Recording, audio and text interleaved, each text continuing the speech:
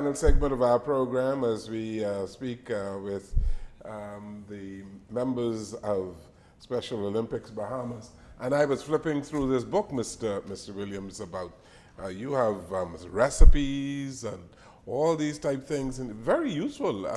It is. Not only for people in Special Olympics, for the general public as well. It is, Yeah. and it's meant for the general public. Yes. In fact, it's free to the general public, and it's distributed throughout the island, and we send some to some of the islands where we have programs as well.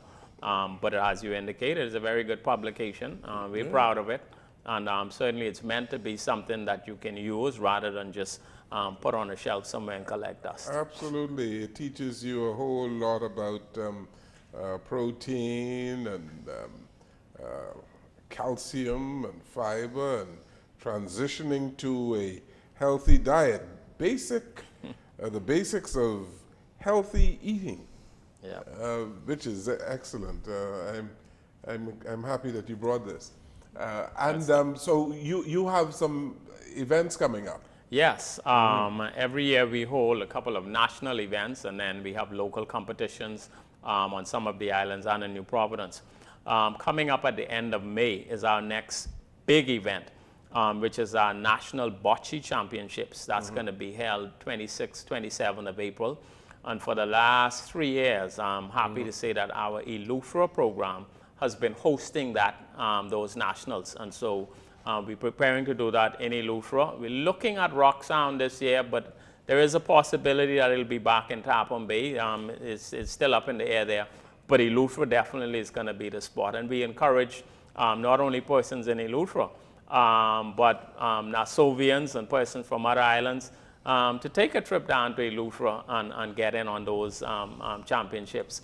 And then our really big event, our major sporting event, is our track and field nationals. That's going to take place on the 18th of May at the Thomas A. Robinson Stadium. We will bring in athletes from Abercowie, Eleuthera, Exuma, Grand Bahama, and of course we have persons here from New Providence that will be competing. The police, who normally lead our law enforcement torch run, they will have a torch run at the beginning of the ceremony as usual. I tell you, Mr. Jones, I want to invite the entire Bahamas to come out to that. We really want to fill the stands. Our athletes, a few of our athletes who get to compete at World Games, get to feel what it's like to compete with a roaring crowd cheering you on. And that's our goal in our events, our local competitions, to try and get as many fans as possible to cheer these athletes on. People pay, would pay in other countries, I mean, a lot of money to see these athletes perform. We don't charge $1. We don't charge anything to come into our events. We have world-class athletes that compete. And, it's unfortunate a lot of times they compete in an empty stand, very few people. I just want to draw your attention. I may get in trouble for this, but for just outlining one athlete. But we have an athlete that went to World Games, 31 years old, Deron William Forbes. I know he'll be elated that I call his name on TV. This guy, he won the gold medal in the 400 meters, a silver medal in the 200 meters, and then the 4x400 meter team won a silver medal. Excellent. He turned in the fastest time in the 22 and over category division in Special Olympics at the World Games. Wow. Now, I want to put that in perspective for you. Special Olympics programs exist in over 220 programs in over 195 countries all around the world. All of them, 195 countries were represented at the World Games. Deron turned in the fastest time of every person over that 21 category in the 400 meters.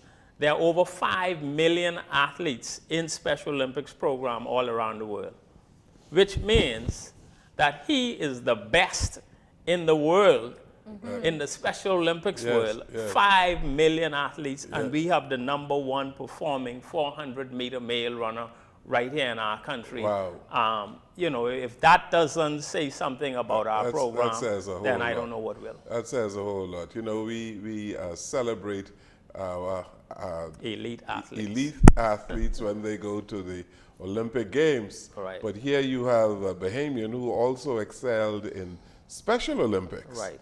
And And most people don't even know his name. I don't know his name. Isn't that something?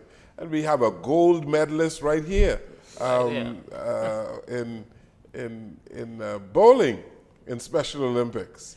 And we should celebrate people such, All right. like Moncur and Little Bain, who did bronze in the 200 meters. That is excellent. You people are doing a fantastic job. And, you know, we have to single these people out often and promote them, really. As we promote the Golden Girls Right, and the Golden exactly, Knights, exactly. we ought to be promoting people who've done well in Special Olympics as well. Exactly, exactly. And we carry the Bahamas name Yes. wherever we go. Yes. And so, you know, I always argue that, you know, once the Bahamas name is out there, regardless of what it's out there for or who is carrying the name, it should have the same value attached to it. Absolutely, I agree with you 100%. Now, you did 14 medals. Right. You only brought 2 of your medalists. Right. So we need to remember some of the names of the other people who medal. I know it's difficult for you to I do. can give you all of the names. We have another young lady there, for example, Caitlin Roma. When she's a student at Stapleton School. When she went to the game, she was 14 years old. She turned 15 the day before we came back. Won a gold medal in the 200 meters. Wow. Won a silver medal in the 100 meters. But that's not the whole story. There was a false start in her 100-meter event. She didn't realize, because of her inexperience, she ran almost 60 meters before they were able to stop her and tell her, okay, the race has to restart. She was just nipped at the finish line for her 100 meters. Trust me, she really would have won 2 gold medals. We have young Stephen Russell out of Grand Bahama, won a gold medal in his bocce doubles match along with a young lady out of Abaco, LaTonya Russell. He also won a bronze. LaTonya won, so LaTonya won 2 golds, a gold in her singles as well as in the doubles. We have young Frank Knowles, another Beacon School Stapleton School student, gold in his 400-meter event, silver with the relay team. Who else we have? Bronson Arner, a bronze medal in his bocce singles. The soccer team, and you know, soccer is what got me into Special Olympics. Okay. So that was a really, really special medal for me. This is the first time that we've been able to take a soccer team at a World Games.